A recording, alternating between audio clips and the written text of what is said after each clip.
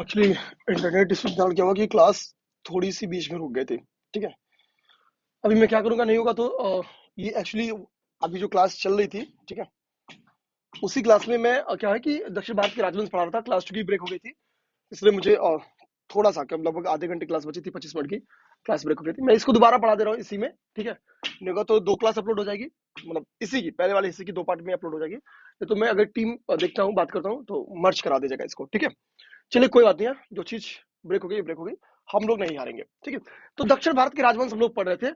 दक्षिण भारत के प्रमुख राजवंशों में कौन है? चेर, चोल और पांड्य। इन चेर, चोल, पांड्यों के बारे में जो इंपॉर्टेंट फैक्ट्स उसको देखेंगे, तो ध्यान देंगे कि चेर जो है उसका लोकेशन क्या था, जो आधुनिक केरल प्रांत है वो उसका एग्जैक्ट लोकेशन था। ठीक है, चेर में जो प्रथम शासक थे उनका नाम था, ठीक है, उदयन जेरल। ध्यान देंगे, चेरों के जो प्रथम शासक थे उनका नाम था उदयन जेरल। चेरों का जो राजचिन्ह था वो था धनुष। और चेन शासक एक थे, उनका नाम था सेन गुट्टवन। इन्हीं सेन गुट्टवन ने पत्नी पूजा की प्रथा आरंभ की थी। ठीक है, इन्हीं सेन गुट्टवन ने पत्नी पूजा की प्रथा आरंभ की थी। तो चेर वंश के बारे में तीन फैक्ट। पहला कि प्रथम शासक कौन थे, तो वो उदयन जेरल थे। राजचिन्ह क्या था? धनुष था। और वो कौन सा शासक था चेर वंश का जिसने पत्नी पूजा को आरंभ किया? तो वह सेन गुट्टवन।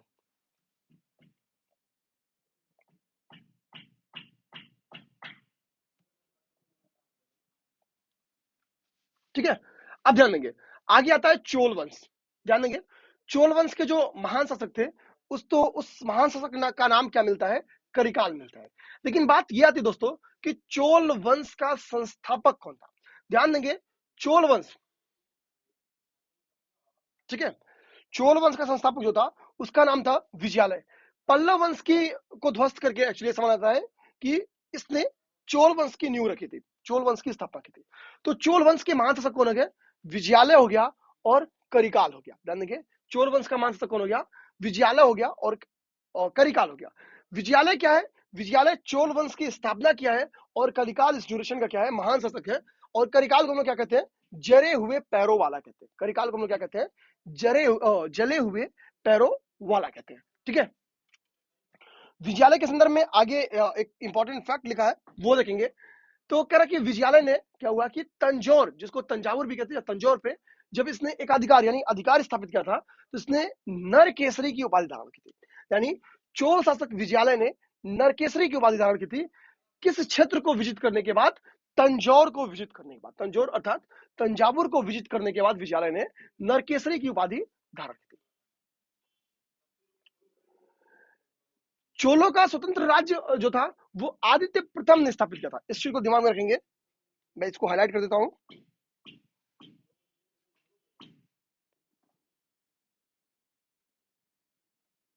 ठीक है, जो चोलों का प्रथम स्वतंत्र राज्य है वो आदित्य प्रथम के द्वारा स्थापित किया था। आदित्य प्रथम ने जो उपाधि धारण की थी वो क्या है? तो कोदंड राम की उपाधि आदित्य प्रथम ने स्थापित की थी। आदित्य प्रथम ही वो शासक है जिसने चोलों का स्वतंत्र राज्य स्थापित किया था, आदित्य प्रथम ने। इस चीज को ध्यान देंगे। यहाँ पे कुछ और महान चोल शासकों के नाम लिखे हैं, इंपॉर्टेंट नहीं है, ऐसे याद नहीं करना है। ठीक है, बस दिमाग में ऑर्डर याद करना है। क्योंकि नॉर्मली हम लोग का क्या रहता है, भैया परांतक प्रथम के बाद परांतक द्वितीय आएगा। ठीक है, राजराज प्रथम के बाद राजराज द्वितीय आएगा। ठीक है, थोड़ा ये चीज दिमाग में रहता है। ठीक है, हम लोग बस ये ध्यान देंगे कि चोल वंश के जो प्रमुख शासक हैं, क्योंकि परांतक वगैरह ऊपर भी हम लोग को वकाटक में भी मिले हैं। ठीक है, तो फंसे ना। परांतक प्रथम के बाद से राजराज प्रथम की बारी है, राजराज प्रथम के बाद से राजेंद्र प्रथम, राजेंद्र प्रथम के बाद से राजेंद्र प्रथम और कोलतुंग। ठीक है, ये सारे ऑर्डर हो गए आपको। ऑर्डर इस ये फ्रेम का क्वेश्चन क्या ना, एक बार बीपीएससी पूछ ली है तो इसने लिख दिया है। अपने दिमाग रखेंगे, यूपीपीएससी अब ऐसा क्वेश्चन नहीं पूछ रही है, इस चीज को ध्यान देंगे। चोल शासक राजराज प्रथम के बारे में यूपीपीएससी क्वेश्चन पूछती है। और जो पब्लिक सर्विस कमीशन राजराज प्रथम के बारे में आप पूछे, मेरा मानना है कि उस पब्लिक सर्विस कमीशन को एक बार हिस्ट्री के क्वेश्चन में सुधार करना चाहिए। ठीक है, राजराज प्रथम पहला ऐसा हम लोग कह सकते हैं कि भारतीय शासक था भगवान राम के बारे में बात। ठीक है, राजराज प्रथम ने श्रीलंका के उत्तरी भाग पर अधिकार किया था। हालांकि राम जी ने अधिकार नहीं किया था, छोड़ दिया था। ठीक है, जो असली वंशज था उनको दे दिया था। तो राजराज प्रथम ने श्रीलंका के उत्तरी भाग पर अधिकार करके, ध्यान देंगे, एक नए प्रांत की स्थापना की थी, जिस नए प्रांत का नाम था मुमाडी चोल मंडलम। तो मुमाडिचोल मंडलम नामक एक राज्य की या एक प्रांत की स्थापना किसने की थी? राजराज प्रथम ने की थी। और कहाँ की थी? तो श्रीलंका में की थी। इसी को ध्यान देंगे। और जिस राज्य की इसने नींव रखी थी मुमाडिचोल मंडलम, उसकी राजधानी क्या रखा था? तो उसकी राजधानी जो थी वो क्या था? तो पोलन रुआ थी। ठीक है, तो पोलन रुआ थी किसकी? मुमाडिचोल मंडलम की राजधानी। ठीक है, तो पेपर में एक वाले क्वेश्चन क्या देगा कि राजराज प्रथम ने किस श्रीलंका में किस राज्य की नींव रखी? तो मुमाडिचोल मंडलम की रखी। ठीक है, और इसकी मुमाडिचोल मंडलम की राजधानी क्या थी? तो पोलन रुआ थी। पोलन रुआ थी। ठीक है, राजराज प्रथम का इंफ्रास्ट्रक्चर में देखेंगे, स्थापत्य के क्षेत्र में भी इसका महान कार्य रहा है। राजराज प्रथम ने क्या हुआ कि बृहदेश्वर, जिसको हम लोग राजराजेश्वर मंदिर भी कहते हैं, इसकी स्थापना किया है, इसका निर्माण करवाया है। कहाँ पे? तंजौर में। तो तंजौर का बृहदेश्वर मंदिर, जो कि अपने आप में एक शिव मंदिर है, इसकी स्थापना किसने की है? राजराज प्रथम ने करवाई है। इसका निर्माण किसने करवाया है? राजराज प्रथम ने करवाया है। चोलों का आर्ट एंड कल्चर सेक्टर में बड़ा योगदान रहा है, इस चीज को ध्यान देंगे। अब यहाँ पे अगला देखेंगे। ठीक है, राजराज के बाद से एक महान शासक आता है जिसका नाम आता है राजेंद्र प्रथम। राजेंद्र प्रथम भी एक महान शासक रहता है और विभिन्न क्षेत्रों को इसने जीता हुआ है। इसकी सबसे फेमस लड़ाई होती है बंगाल की लड़ाई। बंगाल पे उस ड्यूरेशन में, राजराज प्रथम के ड्यूरेशन में, महिपाल का शासन था। महिपाल को ये क्या करेगा? पराजित करेगा और एक उपाधि धारण करेगा, और उपाधि धारण करेगा गंगई कोंड चोल। ध्यान देंगे, तो गंगई कोंड चोल किस शासक की उपाधि थी? तो राजेंद्र प्रथम की उपाधि थी। राजेंद्र प्रथम ने किस शासक को पराजित करके उपाधि धारण की? तो महिपाल को पराजित करके। अब ध्यान देंगे, जब राजेंद्र प्रथम बंगाल के शासक को पराजित करेगा, ध्यान देंगे, तो कह रहा कि बंगाल विजय के उपलक्ष्य में इसने एक नवीन राजधानी बनाई। उसकी स्थापना क्या किया? गंगई कोंड चोलपुरम। ठीक है, गंगई कोंड चोलपुरम की स्थापना की। ठीक है, अब ध्यान देंगे, इसी गंगई कोंड चोलपुरम के निकट इसने क्या किया था? चोल गंगम नामक एक तालाब बनवाया था। ठीक है, चोल गंगम नामक एक तालाब बनाया था। तो पेपर में क्वेश्चन आ जाएगा कि चोल गंगम नामक तालाब किस राजा ने बनाया था? तो ध्यान देंगे, राजेंद्र प्रथम के द्वारा बनाया गया था। ठीक है, राजेंद्र प्रथम की उपाधि क्या है? गंगई कोंड चोल है। इसने एक राजधानी इसकी क्या थी? तो गंगई कोंड चोलपुरम नामक इसने एक राजधानी की स्थापना की थी, जो कि बंगाल विजय के उपलक्ष्य में इसकी स्थापना की थी।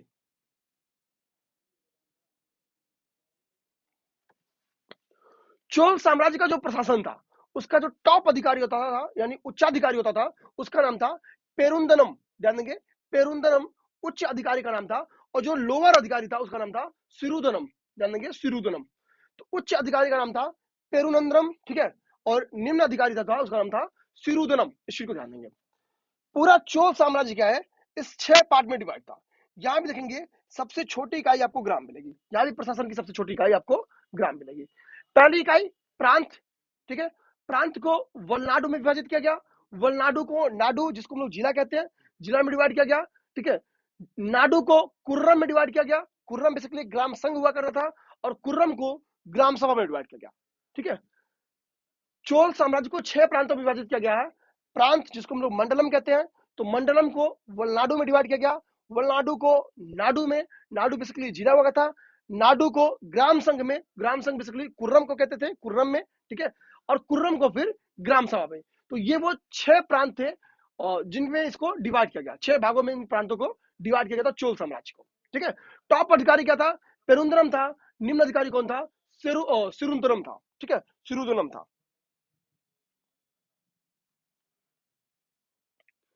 यहाँ पे कह रहा है, एक फैक्ट दिखा है कि उर क्या थी। तो चोल ड्यूरेशन में उर जो थी वो सर्वसाधारण लोगों की सभा थी। चोल काल में उर जो थी वो सर्वसाधारण लोगों की सभा थी, ये चीज जानेंगे। और सभा क्या थी? तो सभा जो थी, सभा या महासभा जो भी बोल लीजिए, तो सभा जो थी वो मूलतः जो अग्रहार लोग थे, ठीक है, उनकी सभा थी। ठीक है, अग्रहार की सभा थी। अग्रहार बेसिकली क्या है? जो ब्राह्मण बस्तियां थी। ठीक है, तो ब्राह्मण बस्तियों की जो सभा थी वो बेसिकली सभा या उसको महासभा कहा जाता था। ठीक है, और चोल कालीन जो सभा थी उसके सदस्य क्या थे? उसके सदस्य को हम लोग पेरुमक्कल कहते थे। यानी कि उसके सदस्य को हम लोग पेरुमक्कल कहते थे। पेरुमक्कल यानी बेसिकली जो पेरुमक्कल के सदस्य थे, ठीक है, यानी जो पेरुमक्कल थे वो बेसिकली क्या रहेंगे? ब्राह्मण रहेंगे, क्योंकि पेरुमक्कल किसके सदस्य थे? सभा के सदस्य थे। सभा में बेसिकली क्या थी? तो सभा जो अग्रहार ग्राम थे उनकी सभा थी। अग्रहार ग्राम कौन थे? जो ब्राह्मण बस्तियां थी, उन चूंकि उन बस्तियों को हम लोग अग्रहार बस्तियां कहते हैं, अग्रहार ग्राम कहते थे। तो नो डाउट कि पेरुमक्कल जो थे वो बेसिकली ब्राह्मण रहा हुआ करते थे। ठीक है, इस चीज को ध्यान देंगे।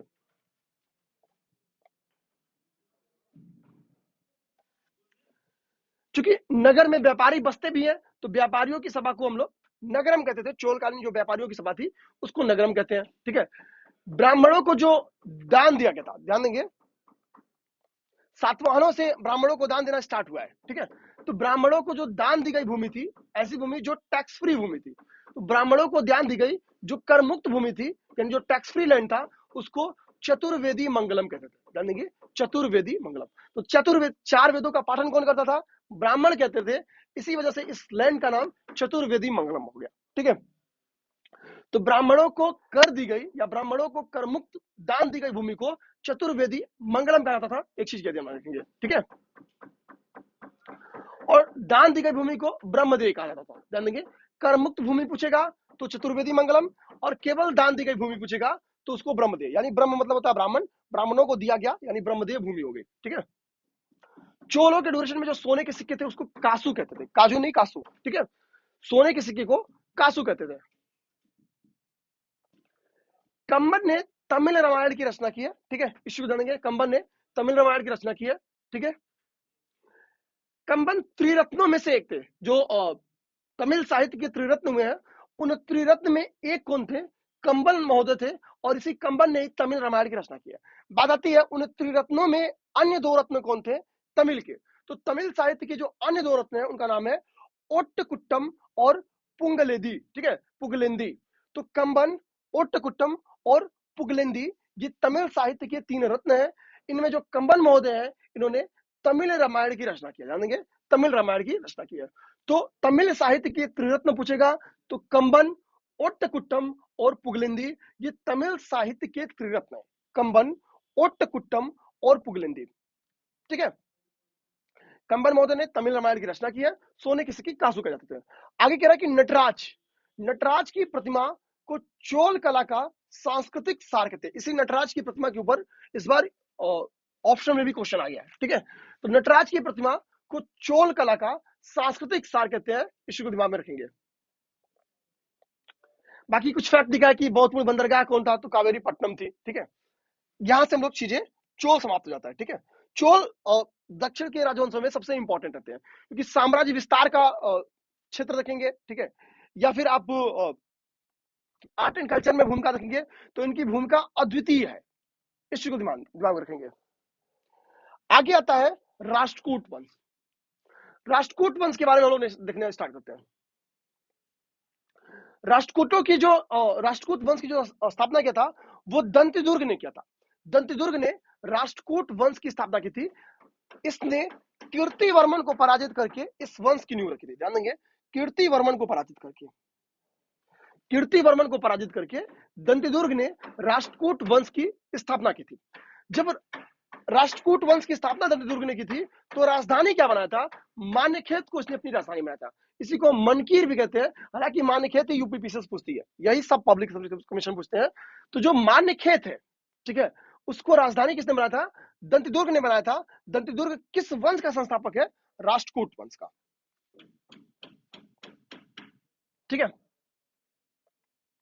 एक राष्ट्रकूट शासक है जिसका नाम है कृष्ण प्रथम। कृष्ण प्रथम ने कैलाश मंदिर का, एलोरा के कैलाश मंदिर का निर्माण कराया। तो एलोरा के कैलाश मंदिर का निर्माण किस वंश ने करवाया? तो राष्ट्रकूट। और किस राष्ट्रकूट शासक ने करवाया है? तो कृष्ण प्रथम। कृष्ण प्रथम ने एलोरा के कैलाश मंदिर का निर्माण कराया है, ध्यान देंगे।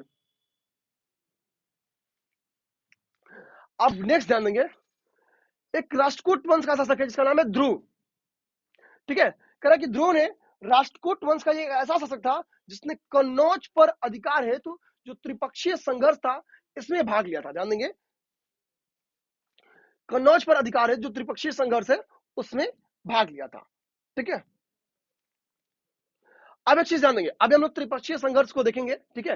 हालांकि मैंने यहाँ पे ट्रिक लिखा भी है, जीपीआरपी, ठीक है। अभी हम लोग समझ लेंगे जीपीआरपी है क्या, ठीक है। मैं अभी त्रिपक्षीय संघर्ष हम लोग इस बार राजवंश पढ़ दे, एक तो अभी तुरंत समझ में आ जाएगा, ठीक है। ये मेरा ट्रिक है जीपीआरपी, त्रिपक्षीय संघर्ष को याद करने का, ठीक है। तो अभी हम लोग उसको देख लेंगे, ठीक है। तो एक ऐसा शासक था ध्रुव, जो कि क्या था? एक राष्ट्रकूट शासक था। यहाँ पे आर से आप राष्ट्रकूट समझ गए होंगे कि इसमें आर एक ऐसा वंश है जिसका नाम है राष्ट्रकूट, ठीक है। और इस राष्ट्रकूट का ध्रुव नामक जो शासक था, ये त्रिपक्षीय संघर्ष में भाग लिया था। एक राष्ट्रकूट शासक का नाम है, आप लिखा अमोघवर्ष। ठीक है, कह रहा है कि अमोघवर्ष जैन धर्मानुयायी था, इसने कन्नड़ भाषा में कविराज मार्ग की रचना की है। तो ध्यान देंगे, ठीक है। तो कविराज मार्ग की रचना किसने की है? अमोघवर्ष ने की है। एक तो फैक्ट यहां से आपका आ गया, ठीक है, कि कविराज मार्ग की रचना किसने की है, ये हो गया। दो लेखक हैं जिनका नाम है, एक का नाम है जिनसेन और दूसरा, ठीक है, दूसरे लेखक का नाम है महावीराचार्य। इन दोनों को संरक्षण प्रदान किसने किया था? अमोघवर्ष ने। जिनसेन नामक लेखक ने आदि पुराण की रचना की थी। जिनसेन नामक लेखक ने आदि पुराण की रचना की थी और महावीराचार्य ने गणित सार संग्रह की रचना की थी। महावीराचार्य ने गणित सार संग्रह की रचना की थी। तो अमोघ वर्ष क्या है? अमोघ वर्ष पहला जैन धर्मानुयायी था, दूसरा कन्नड़ लैंग्वेज ने कविराज मार्ग की स्थापना की और कविराज मार्ग की रचना की। अमोघ वर्ष के बारे में, अमोघ वर्ष के बारे में अगला क्या फैक्ट हुआ कि इसने जिनको संरक्षण प्रदान किया था वो दो लेखक कौन थे? एक का नाम था जिनसेन, ठीक है, जिनसे आप लोग याद कर सकते हैं कि ये जैन धर्म का फॉलोवर रहा, ठीक है, कौन? अमोघ वर्ष। महावीराचार्य दूसरे लेखक थे। महावीराचार्य जो थे वो गणित सार संग्रह की रचना किए हैं और जो जिनसेन है ये आदि पुराण के। राष्ट्रकूट वंश का जो अंतिम शासक है वो कौन है? कृष्ण तृतीय। राष्ट्रकूट वंश के अंतिम शासक का नाम क्या है? कृष्ण तृतीय। इस चीज को ध्यान देंगे। इसका कृष्ण प्रथम का नाम लोग कहां पाए हैं कि एलोरा के कैलाश मंदिर का निर्माण करा है कृष्ण प्रथम ने, और अंतिम शासक कौन हो गया? कृष्ण तृतीय हो गया। अब यहां पे देखेंगे केला एलोरा और एलिफेंटा गुफा में मंदिर निर्माण क्या है? राष्ट्रकूटों के समय में ही हुआ था। तो ये हम लोग इजिली टिक भी कर सकते थे क्योंकि एलोरा का कैलाश मंदिर किसने बनाया? बेसिकली एक गुहा मंदिर है, गुहा मंदिर है, और इसका निर्माण कृष्ण प्रथम ने कराया है। और कृष्ण प्रथम क्या है? एक राष्ट्रकूट शासक है। तो इस वाले फैक्ट को अगर इससे आप लोग लिंक करा लेंगे तो इजिली अगर एक भी याद रहेगा तो काम चल जाएगा कि एलोरा और एलिफेंटा की जो गुफा मंदिर है उसका निर्माण राष्ट्रकूटों के समय में स्टार्ट हुआ है। तो भैया एलोरा का तो वो सेम मंदिर है जिसका निर्माण कृष्ण प्रथम ने करवाया है, ठीक है, वो एक गुहा मंदिर ही है। तो उस फैक्ट को इस फैक्ट से लिंक कराएंगे, कोई एक याद रहेगा तो आपको याद हो जाएगा, ठीक है। एलोरा की अब गुहा मंदिर की बात कर रहा है, कह रहा है कि इसमें कुल 34 गुफाएं हैं और इनमें जो गुफाएं हैं वो बौद्ध धर्म से संबंधित है, हिंदू धर्म से भी संबंधित है और जैन धर्म से संबंधित है। जैसे कह रहा है कि पहली जो 12 गुफा है वो बौद्ध धर्म से संबंधित है, उसके बाद से जो गुफाएं हैं वो हिंदू धर्म से संबंधित है, और सबसे कम जो 4 गुफा है वो जैन धर्म से संबंधित है, 30 से 34, ठीक है, ये गुफाएं जैन धर्म से संबंधित है। तो 1 से 12 बौद्ध धर्म से, 13 से 29, ठीक है, हिंदू से, और 30 से 34 जैन से। इसमें ऐसे नहीं याद करना है। सबसे ज्यादा एलोरा की गुफाएं किस धर्म से संबंधित है? तो हिंदू धर्म से। उसके बाद से किससे है? बौद्धिज्म से। उसके बाद से जैन धर्म से। तो हिंदू, बौद्धिज्म, फिर जैन धर्म से संबंधित है किसकी गुफाएं? एलोरा की जो गुफाएं हैं। तो यानी एलोरा में गुहा मंदिर स्थापत्य की न्यू किसने डाली है? तो राष्ट्रकूटों के समय से इसका न्यू पड़ा हुआ है, ठीक है। ये सब चीज हम लोग देख लिए। राष्ट्रकूटों के बारे में एक इंपॉर्टेंट फैक्ट आता है कि वो कौन से राजवंश है जिसने मुसलमान व्यापारियों को ये इजाजत दी कि ना केवल आके आप यहाँ बस के व्यापार करिए बल्कि आप अपने धर्म का प्रचार प्रसार भी कर सकते हैं, ठीक है। तो वो हो गया राष्ट्रकूट। राष्ट्रकूट देखेंगे तो बौद्धिज्म को भी बढ़ावा दे रहे हैं, हिंदुज्म को भी बढ़ावा दे रहे हैं, जैनिज्म को भी बढ़ावा दे रहे हैं। यानी ये अपने आप में हम लोग कह सकते हैं बहुत उदारवादी टाइप के रहेंगे। तो नो डाउट कि भैया कि और भी कोई आया, चल भाई तू भी कर ले, ठीक है। नेक्स्ट है चालुक्य वंश, ठीक है। अब यहां पे देखेंगे चालुक्य वंश में क्या है कि कई शासक रहे हैं, जैसे एक कल्याणी के चालुक्य, ठीक है, कल्याणी के चालुक्य। फिर अगला वातापी के चालुक्य हम लोग देखेंगे, ठीक। फिर हम लोग क्या देखेंगे? वेंगी के चालुक्य देखेंगे। तो हम लोग 3 चालुक्य देखने वाले हैं। एक तो वेंगी के चालुक्य, उसके बाद हम लोग देखने वाले वातापी के चालुक्य, ठीक है, वेंगी, वातापी और कल्याणी। इन 3 चालुक्यों को हम लोग देखने वाले हैं। अब हम लोग पहला देखेंगे कल्याणी के चालुक्य के बारे में। तो जब राष्ट्रकूटों का पतन होगा तो तैलप द्वितीय, ध्यान देंगे, तैलप द्वितीय क्या करेगा? ये कल्याणी के चालुक्य वंश का न्यू रखेगा। तो कल्याणी के चालुक्य वंश की न्यू किसने रखी है? तो तैलप द्वितीय में रखी है। ये चीज ध्यान देंगे, ठीक है, तैलप द्वितीय ने रखी है। तैलप द्वितीय क्या करेगा कि ये राजधानी क्या बनाएगा? मान्यखेत को अपनी राजधानी बनाएगा। हालांकि इस वंश का एक शासक था सोमेश्वर प्रथम, ये कल्याणी को अपनी राजधानी बनाता है। इसलिए मैंने यहाँ पे लिख भी दिया है कि चालुक्य वंश, जो कल्याणी का चालुक्य वंश है, उसकी दो राजधानी थी, सबसे प्रमुख राजधानी मान्यखेत थी, उसके बाद की जो इसकी राजधानी थी वो क्या है, कल्याणी है। तो मान्यखेत और कल्याणी, ठीक है, ये हो गया। मान्यखेत वैसे भी राष्ट्रकूटों की राजधानी रही है।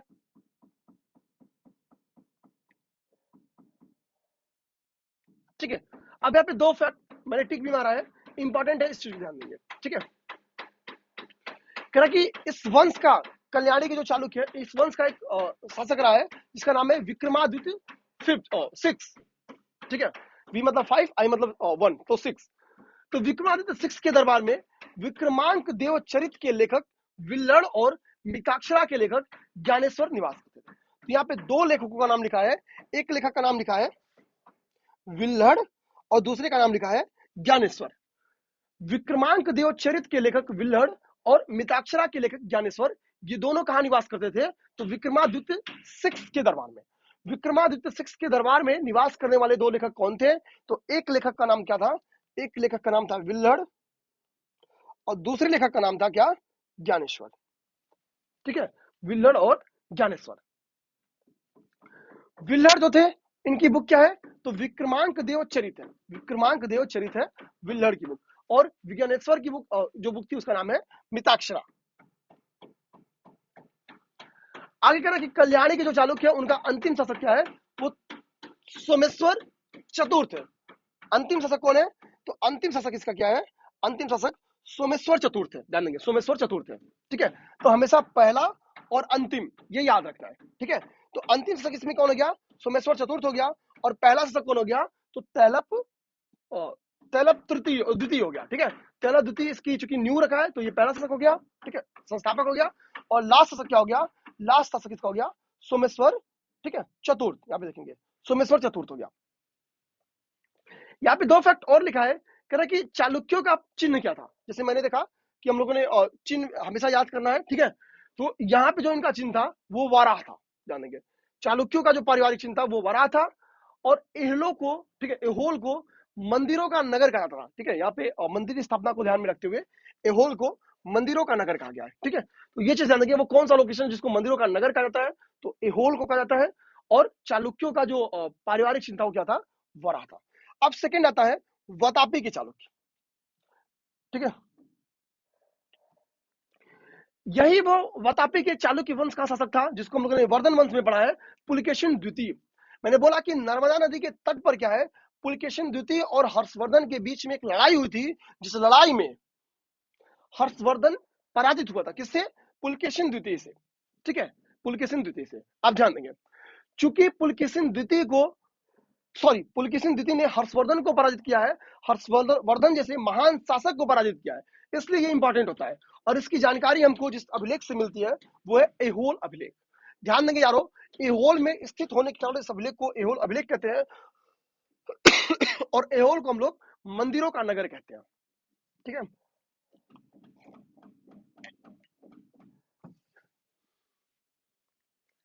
ठीक।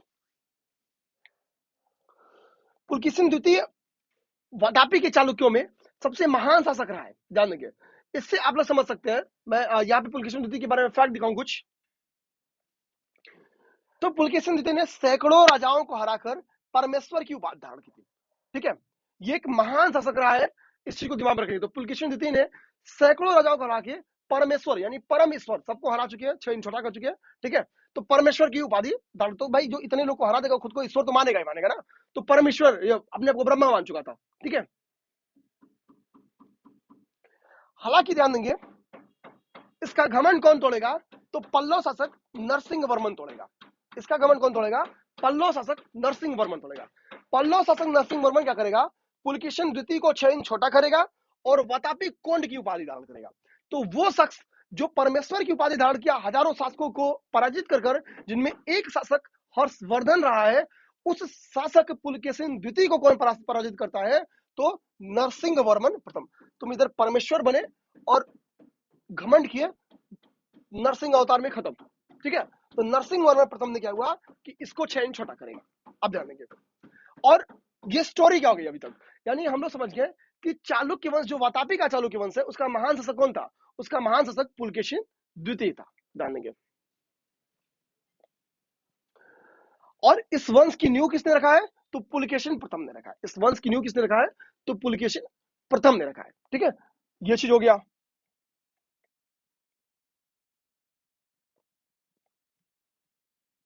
अब थोड़ा सा यहाँ पे एक, जब हम लोग वातापी की देख ही रहे हैं इसको चालुक्य को, तो यहाँ पे एक एहोल प्रशस्त जिसके बारे में यूपी पीसीएस क्वेश्चन पूछी हुई है, खूब पूछी हुई है। प्रशस्ति वर्ड ही होता है, प्रशस्त मिश्रण होता है प्रशंसा। एहोल प्रशस्ति का संबंध है पुलकेशिन द्वितीय से, और इसी में बताया गया है कि हर्षवर्धन को इसने 6 इंच छोटा किया है, मतलब हराया है। ठीक है, एहोल प्रशस्त के बारे में एक इंपॉर्टेंट बात क्या होती है, इसकी भाषा और इसकी लिपि को लेकर। एहोल प्रशस्त की जो लैंग्वेज है, जो भाषा है, वो संस्कृत में है, और जो इसकी लिपि है वो ब्राह्मी है। एहोल प्रशस्ति की जो भाषा है, लैंग्वेज है, वो संस्कृत में है, और जो लिपि है वो ब्राह्मी है। ठीक है, और इस एहोल प्रशस्ति के रचनाकार है रवि कीर्ति। ठीक है, रवि कीर्ति। तो रवि कीर्ति एहोल प्रशस्ति, कीर्ति वर्ड भी देख लीजिए। ठीक है, तो एहोल प्रशस्ति की रचनाकार कौन है? रवि कीर्ति। एहोल प्रशस्ति का संबंध किससे? पुलकेशिन द्वितीय से। एहोल प्रशस्ति की लैंग्वेज क्या है? संस्कृत, और लिपि क्या है? ब्राह्मी। ठीक है,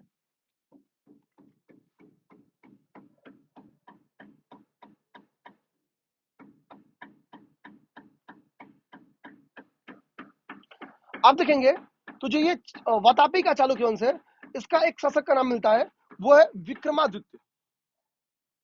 ठीक है, विक्रमादित्य। और साउथ में जितने भी शासक हुए ना, वो आर्ट एंड कल्चर में भी बड़ा योगदान देते हैं, इस चीज को ध्यान देंगे। विक्रमादित्य के बारे में यहाँ पे मैंने एक फैक्ट टिक मारा है, इसको देख लेंगे। इनकी पत्नी का नाम है, ठीक है, और लोक महादेवी। ठीक है, लोक महादेवी जानेंगे। इनकी पत्नी का नाम है लोक महादेवी। ठीक है, इनकी पत्नी ने क्या है? विरूपाक्ष शिव मंदिर का निर्माण कराया था। ठीक है, और इनकी एक और पत्नी थी, उनका नाम था त्रैलोक्य। इनकी दो पत्नियां थी, एक का नाम है लोक महादेवी, इन्होंने विरूपाक्ष शिव मंदिर का नींव रखी थी, स्थापना कराई थी। और इनकी जो दूसरी पत्नी थी, जिनका नाम था त्रैलोक्य, जानेंगे, इन्होंने अपने नाम से, जानेंगे, त्रैलोक्येश्वर मंदिर की स्थापना कराई थी। ठीक है, तो किसने त्रैलोक्येश्वर मंदिर की स्थापना कराई थी? तो त्रैलोक्य से मैच कर जाता है, तो लोग टिक मार देते हैं। लेकिन विरूपाक्ष शिव मंदिर की स्थापना किसने कराई थी, इसमें कहीं लोक महादेवी का नाम नहीं है। इसी के लिए क्वेश्चन जब बनता है तो विरूपाक्ष शिव मंदिर के ऊपर बनता है। तो विरूपाक्ष शिव मंदिर की स्थापना लोक महादेवी ने करवाई थी, जो कि विक्रमादित्य की पत्नी थी। और ये किस वंश के शासक है? तो ये है आपके वातापी के चालुक्य शासक थे।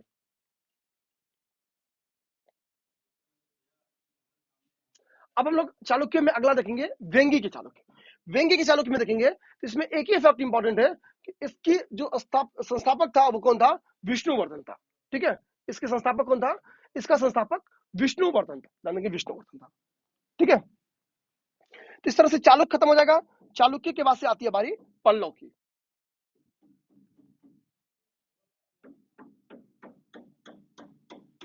ठीक है, पल्लव वंश देख लेंगे, आज की क्लास खत्म कर लेंगे। फिर पल्लव वंश में लोग क्या देखने वाले हैं? पहली बात तो यही कि पल्लव वंश की नींव किसने रखी, ध्यान देंगे। तो पल्लव वंश की नींव सिंह विष्णु के द्वारा पल्लव वंश की नींव रखी गई। तो ध्यान देंगे, पल्लव वंश की नींव किसने रखी? सिंह विष्णु ने रखी। और सिंह विष्णु ने अपनी राजधानी क्या बनाई? कांची को अपनी राजधानी बनाई। ध्यान देंगे, सिंह विष्णु के नाम में देखेंगे विष्णु वर्ड है। ध्यान देंगे, विष्णु वर्ड से पता चलता है कि ये वैष्णव धर्मानुयायी रहा होगा, वैष्णव धर्मानुयायी रहा होगा। सिंह विष्णु के जो दरबार था, उस दरबार में एक महान लेखक रहते थे। ठीक है, वो संस्कृत लेखक थे, उनका नाम था भारवी। भारवी, भारवी सिंह विष्णु के दरबार में ही निवास करते थे। और सिंह विष्णु किस वंश के संस्थापक थे? पल्लव वंश के संस्थापक थे। अब जानेंगे, भारवी की एक इंपॉर्टेंट पुस्तक है, उस पुस्तक का नाम है किरातार्जुनियम। किरात भगवान शिव को कहते हैं, उनका रूप है, और अर्जुन को अर्जुन। ध्यान देंगे, एक महान पशुपतास्त्र की प्राप्ति के लिए अर्जुन जो है वो तपस्या करते हैं। ठीक है, तो किरात के रूप में भगवान शिव आते हैं, और फिर एक कहानी चलती है। तो उसी को किरातार्जुनियम एक बुक है, इस चीज को ध्यान देंगे। महर्षि भारवी की, या भारवी की ये बुक है, ये चीज अपने दिमाग में रखेंगे। पल्लव वंश की शासक को ऑर्डर में यूपी पीसीएस बीपीएससी एमपी सब पूछती है। ठीक है, क्योंकि ये ऑर्डर बहुत गड़बड़ सा है, और लोग नॉर्मली कॉमन सेंस के दम पे गलत करते हैं। ठीक है, अब देखेंगे कैसे। महेंद्र वर्मन प्रथम के बाद से महेंद्र वर्मन द्वितीय आना चाहिए था, लेकिन ध्यान देंगे नरसिंह वर्मन है। ठीक है, तो अल्टरनेट पे है। पहले महेंद्र वर्मन याद कर लीजिए आप लोग। अब याद कैसे करेंगे ये बताते हुए, मैं एक कलर सेलेक्ट करूं, ये कलर। आप याद करेंगे महेंद्र वर्मन, फिर याद करेंगे नरसिंह वर्मन। ठीक है, ये दो चीज अपने दिमाग में रखेंगे। अब ध्यान देंगे, पहले जब महेंद्र वर्मन आएगा तो महेंद्र वर्मन द्वितीय एक गैप के बाद आएगा, यानी तीसरा शासक होगा। तो महेंद्र वर्मन के बाद से तीसरे नंबर पे जाएगा महेंद्र वर्मन द्वितीय। महेंद्र वर्मन के बाद से प्रथम के बाद से आते हैं नरसिंह वर्मन प्रथम। ठीक है, तो नरसिंह वर्मन द्वितीय कब आएंगे, ध्यान देंगे तो देखेंगे नरसिंह वर्मन द्वितीय आपके 5वें नंबर पे है, ध्यान देंगे। ठीक है, मेरे कहने में ये ऑर्डर ध्यान देना है।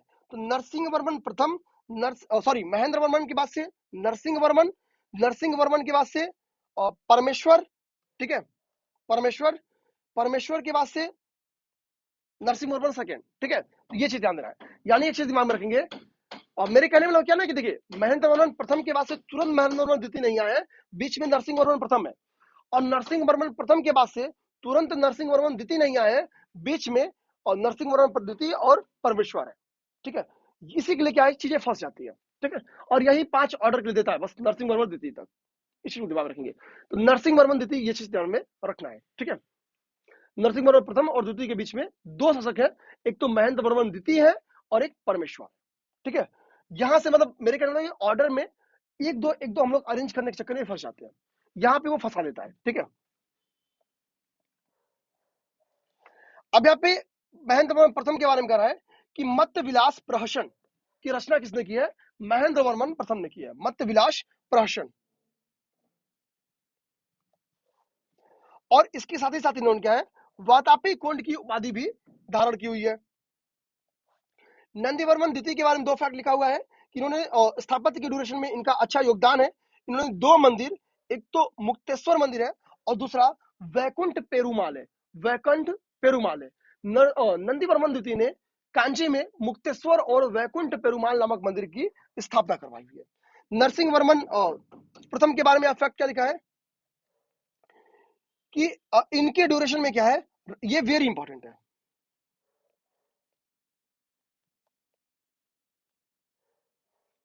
ठीक है, मैंने आर्ट एंड कल्चर की मेंस क्लास में इसको पढ़ाया भी है।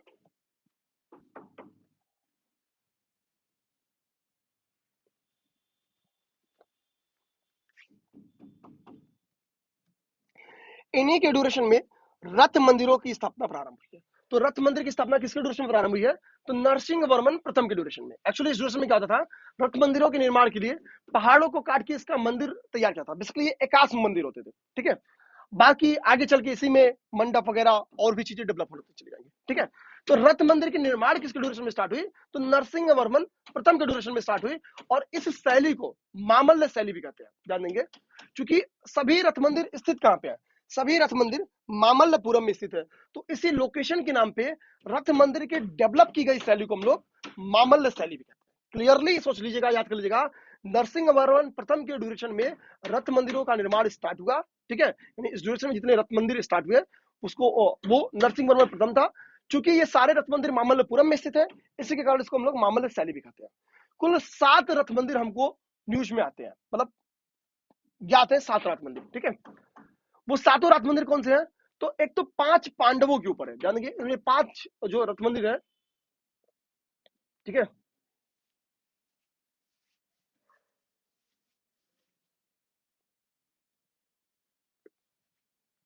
जो 7 रथ मंदिर है उसमें क्या है, 5 मंदिर जो 5 पांडव है उनके ऊपर है, एक द्रौपदी के ऊपर है और एक श्री कृष्ण के ऊपर है। ठीक है, यानी सबका संबंध महाभारत से है, ध्यान देंगे। इनमें सबसे बड़ा जो मंदिर है वो किसका है, युधिष्ठिर का है, ध्यान देंगे। युधिष्ठिर बड़े थे भी, तो इनका सबसे बड़ा है। और सबसे छोटा क्या है, द्रौपदी का है। ठीक है, महिलाओं की स्थिति नो डाउट की समय के साथ गिरती गई है। इसका एग्जाम्पल डालना होगा ना आप कभी, तो ये एज एग्जाम्पल डाल सकते हैं कि स्थापत्य में भी ये चीज देखने को मिलती है। ठीक है, युधिष्ठिर से बड़ा त्याग द्रौपदी का है। ठीक है, लेकिन द्रौपदी का रथ मंदिर छोटा है और युधिष्ठिर का बड़ा है। ठीक है, इन्हीं रथ मंदिरों को कह रहा है कि सप्त पैगोडा, यानी 7 जो रथ मंदिर है इनको सप्त पैगोडा भी कहते हैं।